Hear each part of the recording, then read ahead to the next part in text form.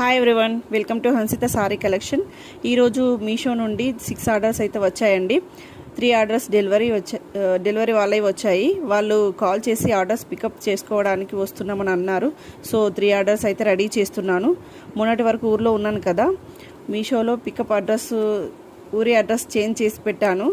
Orders వచ్చేవి కానీ pickup చేసుకోవడానికి పికప్ బాయ్స్ మాత్రం వచ్చేవాళ్ళు కాదు.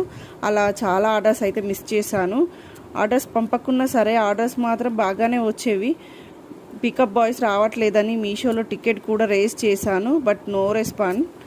ఇంకా వదిలేశాను. మళ్ళీ సిటీకి వచ్చాక మళ్ళీ పికప్ అడ్రస్ చేంజ్ చేశాను. ఇక్కడ అడ్రస్ పెట్టేశాను.